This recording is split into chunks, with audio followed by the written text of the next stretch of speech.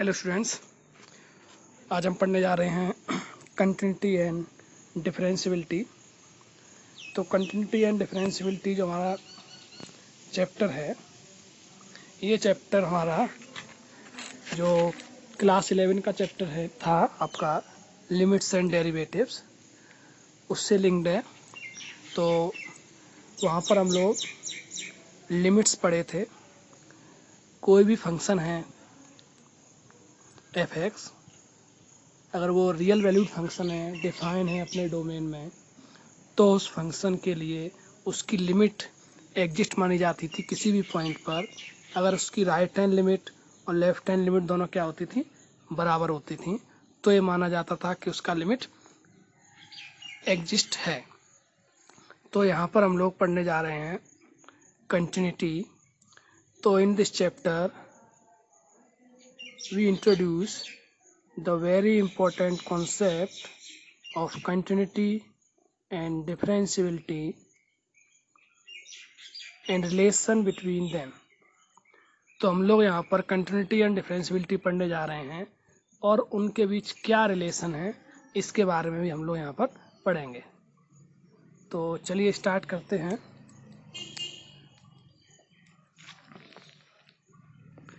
Continuity, तो continuity क्या होती है? जैसे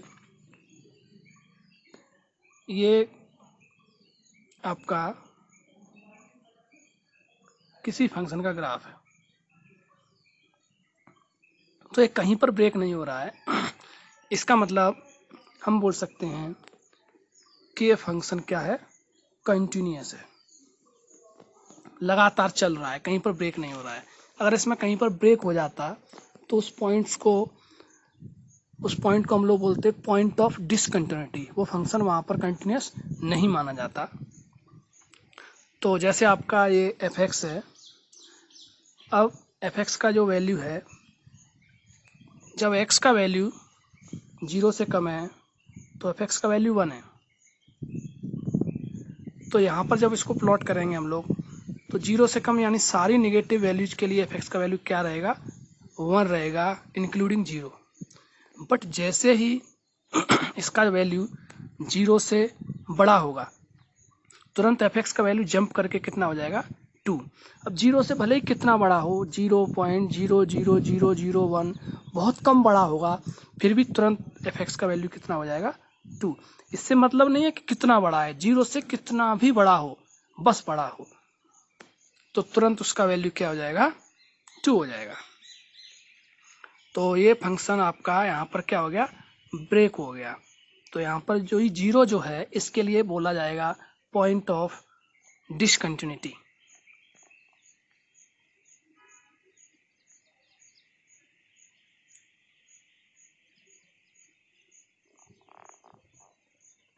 अब देखिए एक और क्वेश्चन है, जैसे f x equal to 1 if x is not equal to 0 and 2 if x equal to 0।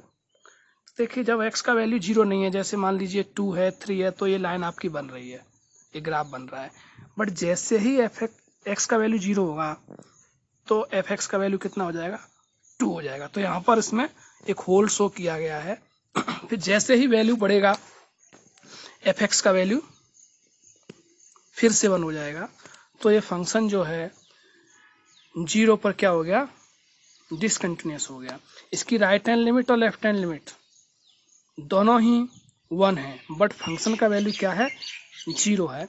तो इस फंक्शन को हम लोग बोलेंगे डिसकंटिन्यूअस एट 0। इसका डेफिनेशन है, suppose f is a real function on a subset of real numbers and c be a point in the domain of f, then f is continuous at c if limit x tends to c f x equal to f c. ये आपका limit है, मतलब right hand limit और left hand limit दोनों का value यहाँ पर एक साथ लिख दिया है। Limit x tends to 0, sorry, limit x tends to c f x, जो कि राइट हैंड लिमिट और लेफ्ट हैंड लिमिट दोनों के बराबर होगी। जब लिमिट एग्जिस्ट होगी और लिमिट जो होगी उसका वैल्यू फंक्शन की वैल्यू के बराबर होना चाहिए उसी नंबर पर। तो यहाँ से आप लोग इसको भी लिख सकते हैं, ये तो डेफिनेशन है ही आपकी ये। इसके अलावा यहाँ से आप लोग अ function is continuous at x equals to c if the function is defined at x equals to c and if the value of the function at x equals to c is equals to the limit of the function at x equals to c, f is not continuous at c, we say f is continuous at c and c is called point of discontinuity of f. You can write this as the definition of continuity. Now we discuss some problems on continuity. So example number 1, fx equals to 2x plus 3, ये आपका polynomial function है, इसकी continuity आपको discuss करनी है x equals to 1 पर। आप चाहें तो इसको right hand limit left hand limit करके लिख सकते हैं, नहीं तो ये पॉलिनोमियल फंक्शन है, इसकी आप डायरेक्ट लिमिट निकाल लेंगे। Limit f x at x tends to 1, तो limit x tends to 1 2x plus 3, x का वैल्यू हम लोग यहाँ पर जब 1 पुट करेंगे तो 2 इंटू 1 प्लस 3, तो कैलकुलेट करने से आपका हो जाएगा 5। तो ये तो आपका लिमिट हो गया, लिमिट आपका कितना आया 5 आया। और फंक्शन का वैल्यू ये जो आपका एफ एक्स है, इसमें एक्स के प्लेस पर 1 पुट करेंगे, f1 equals to 2 into 1 plus 3, if we calculate it we get 2 plus 3 equals to 5.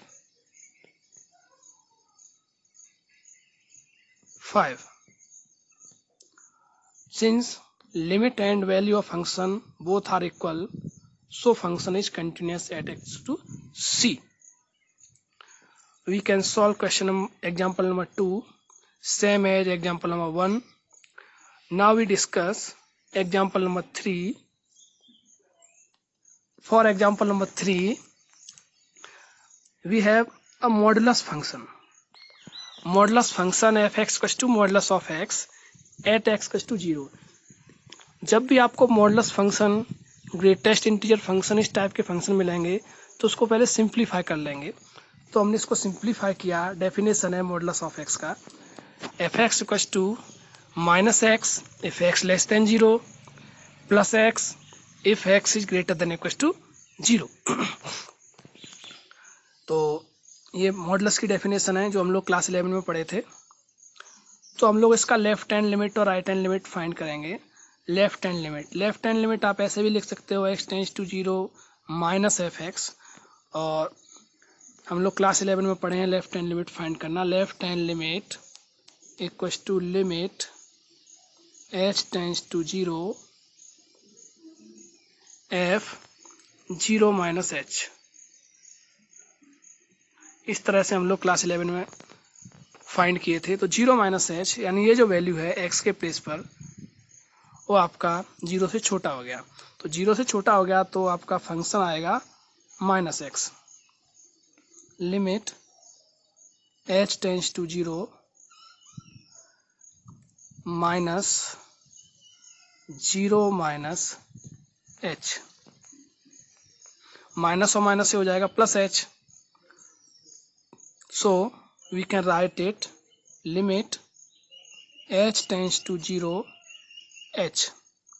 When we evaluate it at h equals to 0, we get 0. So the left hand limit is 0. Left hand limit आपका कितना मिला 0. Now we calculate right hand limit.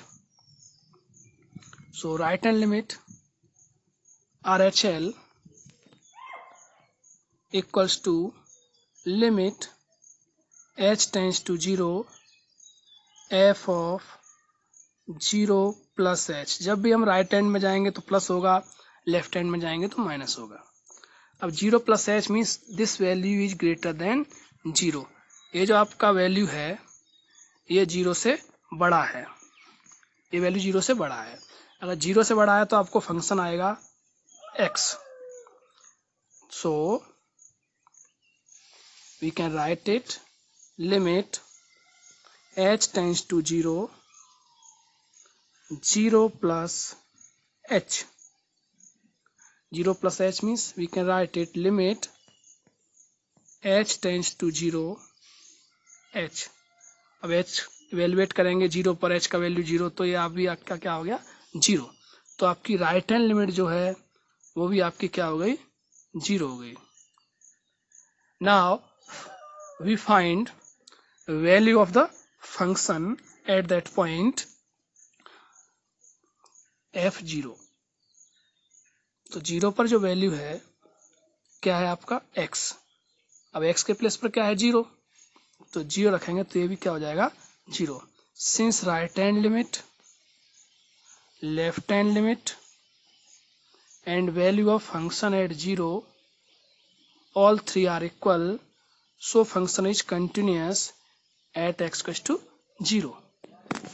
तो ये आपका अगला question, question number 3 solve हो गया। Question number 4 देख रहे हैं, example number 4। So that the function given by fx equals to x cube plus 3 if x not equals to 0, fx equals to 1 if x equals to 0 is not continuous at x equals to c। अब देखिए यहाँ पर greater than और less than greater than के sign नहीं है, यहाँ पर केवल आपको equals to zero and not equals to zero के साइन है। तो हम लोग राइट हैंड लिमिट में भी नॉट इक्वल्स टू जीरो वाला फंक्शन यूज करेंगे और लेफ्ट हैंड लिमिट में भी नॉट इक्वल टू जीरो वाला फंक्शन यूज करेंगे, क्योंकि लेफ्ट हैंड लिमिट में क्या होता है जीरो माइनस मीन्स जीरो से कम है वैल्यू, जीरो के बराबर नहीं है। और राइट हैंड लिमिट में क्या होता है जीरो प्लस, यानी वैल्यू आपका जीरो से बड़ा है, जीरो के बराबर नहीं है। तो हम लोग देखते हैं क्वेश्चन सॉल्व करके। तो यहाँ पर इसने डायरेक्ट सॉल्व किया है, हम लोग उसको डिटेल में सॉल्व करेंगे। Left hand limit equals to limit h tends to zero f zero minus h। Zero minus h means आपका जो x का वैल्यू है जीरो से छोटा है, तो जीरो से छोटा है यानी जीरो के बराबर नहीं है। तो आपके फंक्शन से एक्स क्यूब प्लस 3 को हम लोग लिखेंगे तो zero minus h cube plus 3, zero minus h cube means limit h tends to zero minus h cube plus 3। अब h का वैल्यू क्या है जीरो, तो इसको हम लोग इवेलुएट करेंगे जीरो पर। यहाँ पर h के प्लेस पर क्या रख देंगे जीरो, तो जब h के प्लेस पर आप लोग जीरो रखोगे तो हो जाएगा माइनस जीरो प्लस 3 मीन्स आपका लेफ्ट हैंड लिमिट क्या है आपका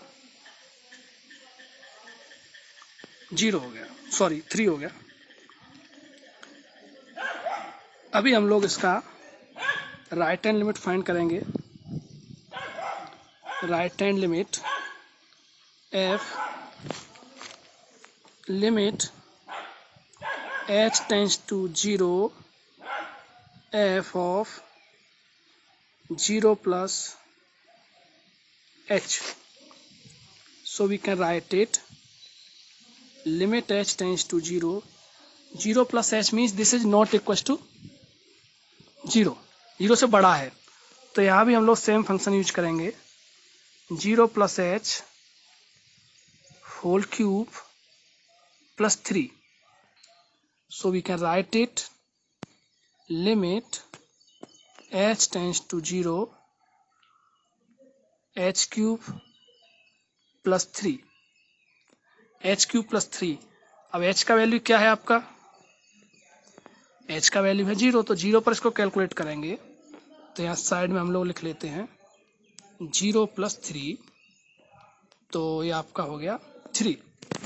तो राइट हैंड लिमिट और लेफ्ट हैंड लिमिट दोनों हैं, इसका मतलब ये फंक्शन आपका दोनों की लिमिट एग्जिस्ट होगी। अगर दोनों की लिमिट एग्जिस्ट है तो इसकी जो लिमिट है वो क्या हो गई 3। अब हम लोग फंक्शन का जो वैल्यू है उसको कैलकुलेट करेंगे कि फंक्शन का वैल्यू क्या है। तो उसके लिए यहाँ से देखें हम लोग फंक्शन को। फंक्शन हमारा है if x equals to 0 then f x equals to 1। तो फंक्शन का जो वैल्यू है f0 उसका वैल्यू कितना हो गया 1 हो गया। It means limit right hand limit left hand limit तो दोनों इक्वल हैं, बट राइट हैंड लिमिट और लेफ्ट हैंड लिमिट इक्वल हैं तो इसका मतलब लिमिट तो एग्जिस्ट है, बट फंक्शन का जो वैल्यू है वो 1 है। तो value of function is not equals to limit, so function is not continuous at the point 0।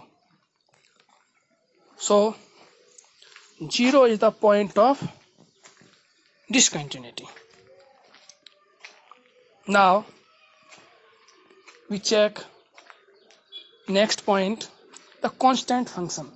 A constant function means उसमें x कहीं है ही नहीं, तो आप राइट हैंड लिमिट निकालोगे वो भी जो कांस्टेंट वैल्यू है वो आएगी, लेफ्ट हैंड निकालोगे वो भी वही रहेगी, और वैल्यू ऑफ फंक्शन निकालोगे वो भी सेम ही रहेगी। तो जब सारी वैल्यूज सेम हैं तो आपका फंक्शन हमेशा क्या होगा कंटिन्यूस होगा। We can check by a graph. Suppose कीजिए एफ एक्स इक्वल टू 2 है, 2 कैसा वैल्यू है कांस्टेंट वैल्यू, तो ये फंक्शन कैसा फंक्शन है कांस्टेंट फंक्शन। अब कांस्टेंट फंक्शन है, हम लोग ग्राफ बनाए एक। अब ये आपका एक्स एक्सिस है, ये क्या है वाई एक्सिस। अगर एक्स का वैल्यू 1 है तो भी एफ एक्स का वैल्यू 2 रहेगा, एक्स का वैल्यू 2 है, मान लीजिए ये 1 है ये 2 है, तो भी एफ एक्स का वैल्यू 2 ही रहेगा। अगर 0 है तो भी एफ एक्स का वैल्यू 2 रहेगा, मतलब हमेशा वैल्यू इसका क्या रहेगा 2 रहेगा। और भी नंबर्स जो रियल नंबर्स होंगे इनके बीच में उन सभी के लिए इसका वैल्यू 2 रहेगा। इसका मतलब ये फंक्शन आपका कैसा है कंटिन्यूअस फंक्शन है। अगला question you can check it, easy है, क्वेश्चन नंबर 1 के जैसा है।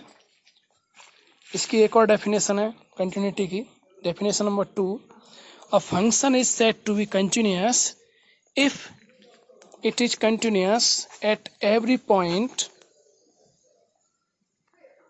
in the domain of f।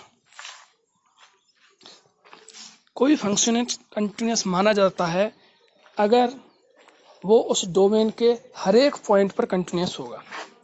तो यहाँ पर हम लोगों ने एक फंक्शन डिफाइन किया क्लोज इंटरवल ए बी में। तो आपका जो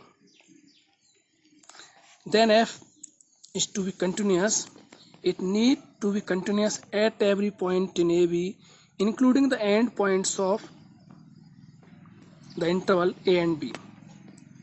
so limit x tends to a plus, अब देखिए आपका इंटरवल है a b, अब a पर हम लोग राइट हैंड लिमिट निकाल सकते हैं, a प्लस कर सकते हैं, माइनस नहीं कर सकते क्योंकि a पर ये क्या है क्लोज है। और ऐसे ही हम लोग b पर लेफ्ट हैंड लिमिट निकाल सकते हैं, राइट हैंड नहीं निकाल सकते क्योंकि ये b पर क्या है क्लोज है। So this is right hand limit at a और left hand limit at b। Observe that limit x tends to a minus f x and x tends to b plus f x does not make sense as a consequence in definition if f is defined at only one point it is continuous there if the domain of f is a singleton f is continuous function।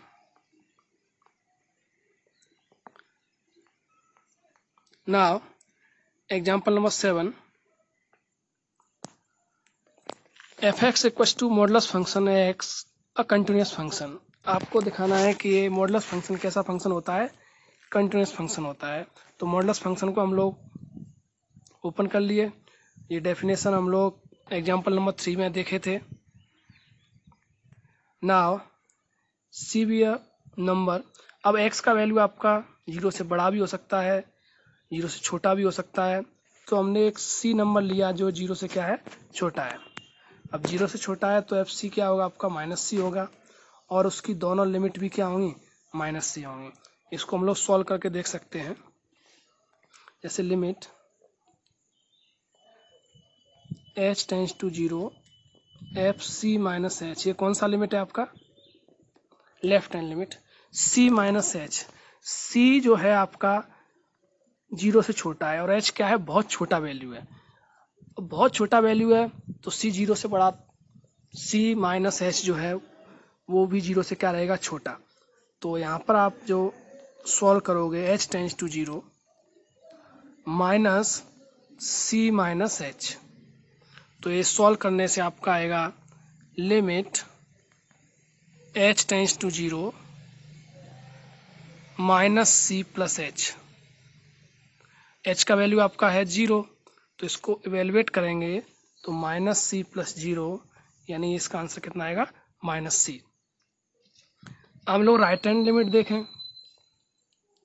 Right hand limit क्या होगा, limit h tends to 0 f c plus h. अब देखिए c कोई number है, c में हम h plus कर रहे हैं, h जो है बहुत ही स्मॉल नंबर है, very very very small. So c plus H will be less than 0, ये 0 से बड़ा नहीं हो सकता, क्योंकि c तो कोई नंबर है जो 0 से छोटा है, बट h जो आपका नंबर है वो लाइक h0 नेग्लिजिबल है, बहुत छोटा है, तो उसको ऐड करने से ऐसा नहीं है कि नंबर 0 से बड़ा हो जाएगा। तो इस कंडीशन में भी आपकी जो फंक्शन यूज करोगे आप -x ही यूज करोगे। So we can write it -c plus h. If we solve it we get -c. So both limits are equal and value of function at c, अब c जो है already आपका 0 से छोटा है।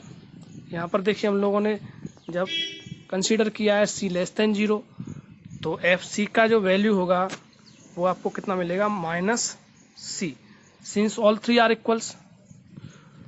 सो function is continuous at c if c is less than 0.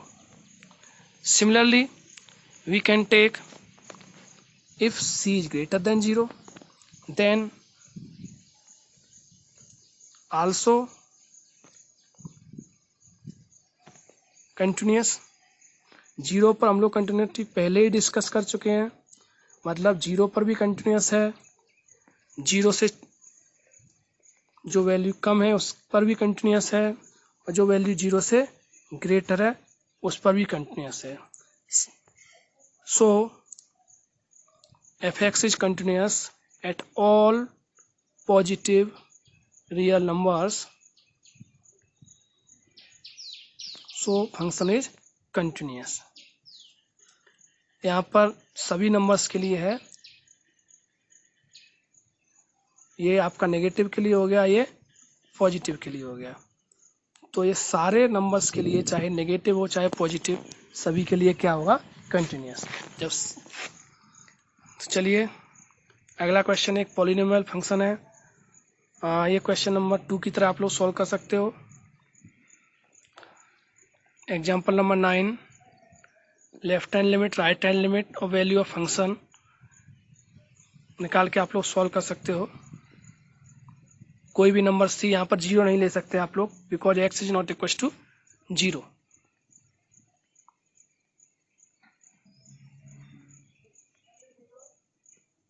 Graph बनाया गया है यहाँ पर इस क्वेश्चन का, ये टेबल बना के, you can also see it.